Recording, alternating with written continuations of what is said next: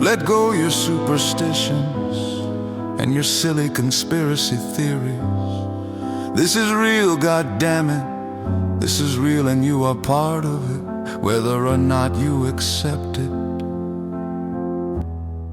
you are part of it. Oh, you lazy masses arrive. Bonjour et bienvenue sur mon podcast Auteur de violences sexuelles derrière le masque. Je m'appelle Aurène Bayard, je suis psychologue clinicienne et psychocriminologue. Je vous invite ici à me suivre dans mes analyses sur des situations de violences sexuelles. Cet épisode est spécifiquement dédié à en être l'introduction. Je vais vous y donner donc quelques consignes et autres informations utiles. Alors c'est parti, on démarre tout de suite.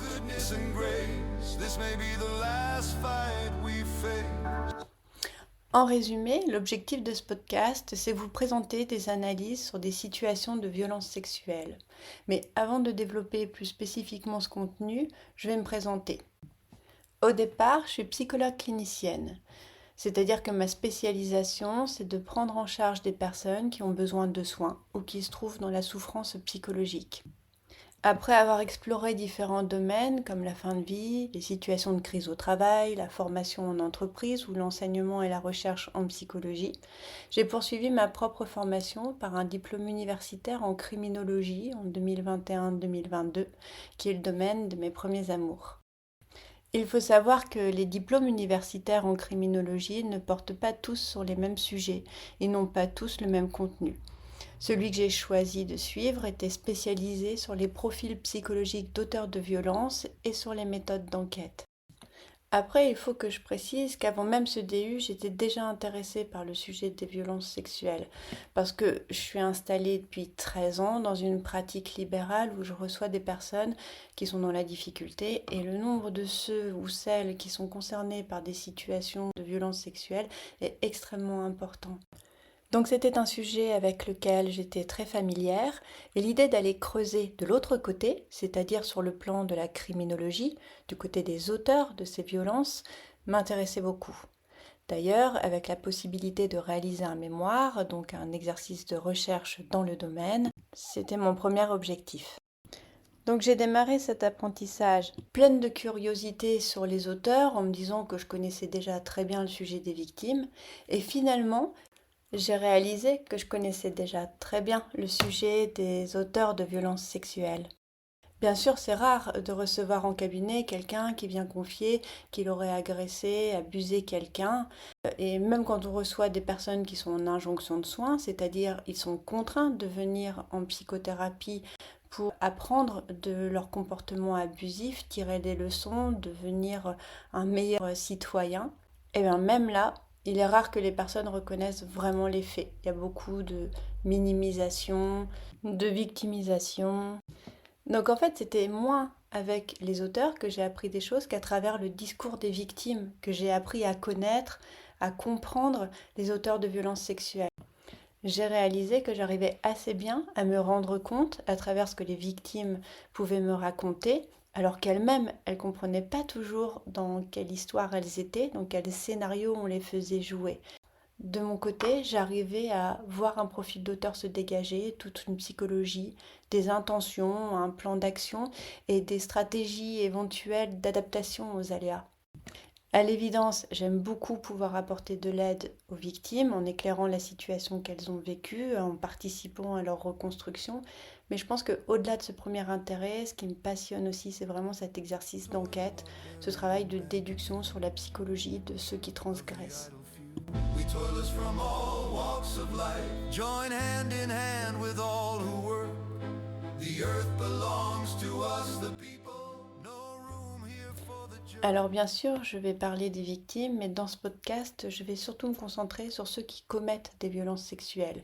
Il peut s'agir d'hommes ou de femmes, comme les victimes peuvent être des hommes ou des femmes, des bébés, des enfants, ou même des personnes âgées, parce que malheureusement, tout existe. Ici, je vais m'employer à dégager la psychologie de ces individus, leurs intentions, leurs jeux de manipulation, leurs choix rationnels et ce qui constitue leur gratification, c'est-à-dire ce qui va les intéresser dans leur psychologie, ce qu'ils recherchent dans leur passage à l'acte. Mais tout ça, j'aurai l'occasion de vous expliquer et puis d'autres notions encore plus en détail. Pour en revenir à mon premier objectif, il s'agit de mettre à jour tous les paramètres qui permettent de mieux comprendre les violences sexuelles pour aider les victimes à se reconstruire. Car quand on est prêt, bien sûr, un peu à s'exposer à cette réalité, comprendre ce qu'on a vécu, c'est aussi sortir de la peur. Et être dans l'analyse, c'est reprendre une part de contrôle sur ce qu'on a vécu.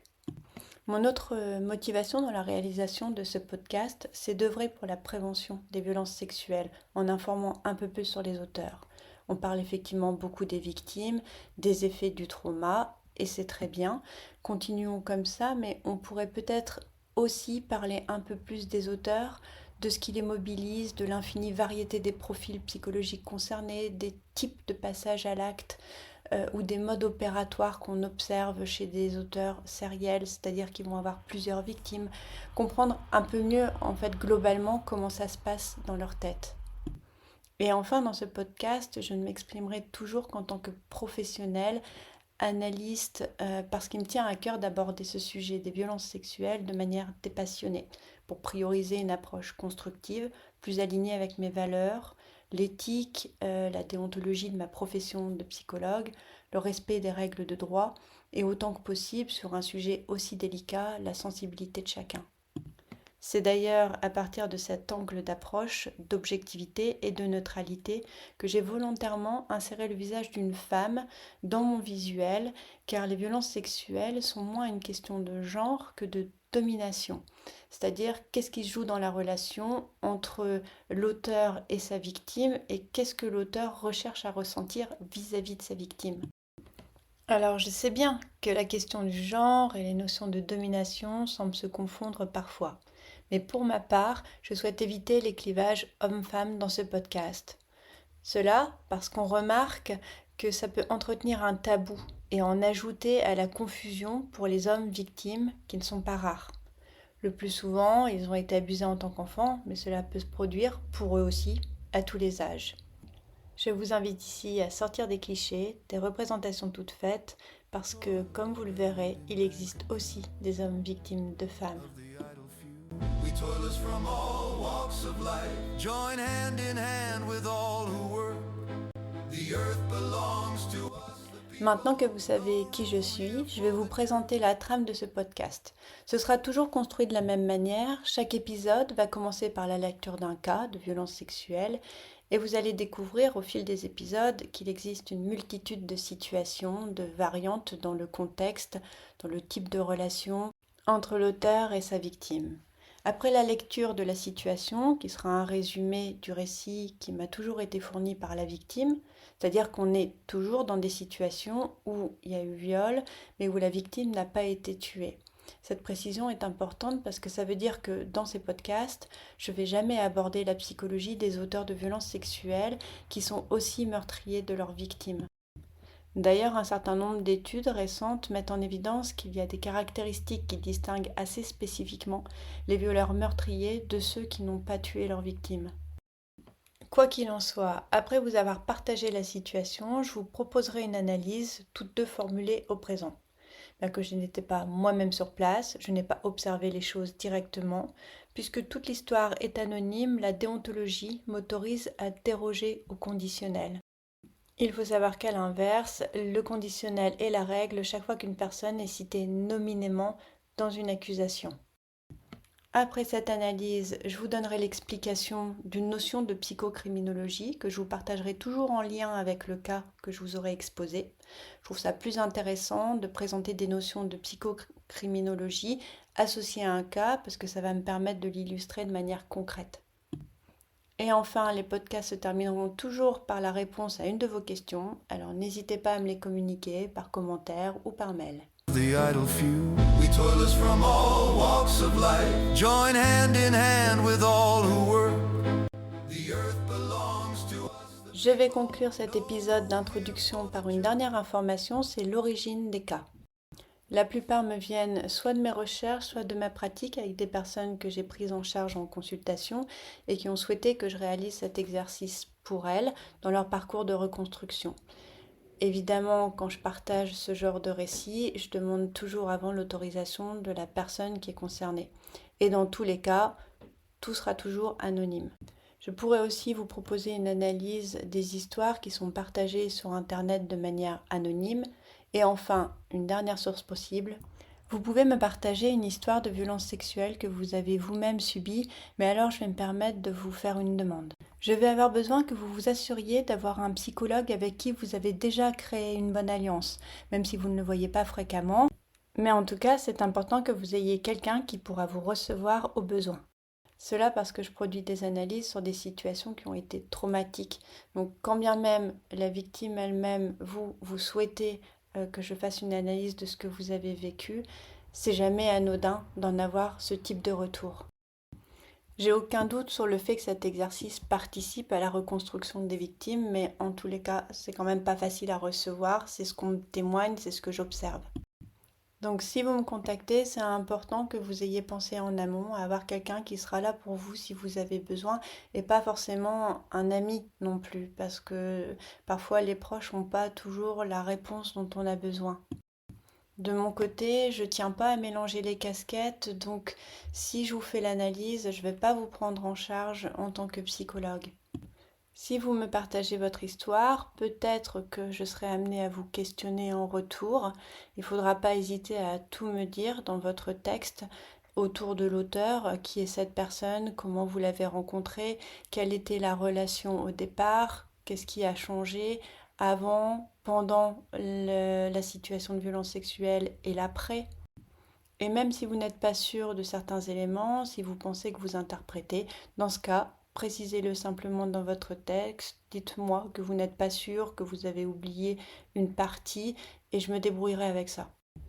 Les retours sur cet exercice que j'ai pratiqué de nombreuses fois, c'est une prise de conscience qui peut être assez violente sur le moment, mais après coup, ça a plutôt tendance à être comme un révélateur, comme une libération. C'est-à-dire que souvent les victimes se sont senties coupables ou en partie responsables au moins, parfois pendant très longtemps.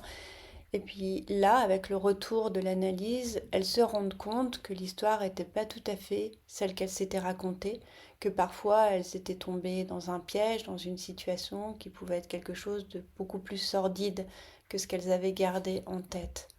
Donc évidemment c'est difficile, mais après coup c'est libérateur parce que ça fait s'envoler tous les sentiments de culpabilité et on voit mieux qui on a eu en face. Peut alors émerger une colère salutaire parce qu'elle vient créer une alliance avec soi-même et mieux distinguer l'autre comme un agresseur. Voilà, on arrive au terme de ce podcast d'introduction. Je vous remercie pour votre écoute et on se retrouve très vite pour le premier épisode intitulé L'observateur opportuniste. Let go your superstitions and your silly conspiracy theories. This is real, goddammit. This is real and you are part of it, whether or not you accept it.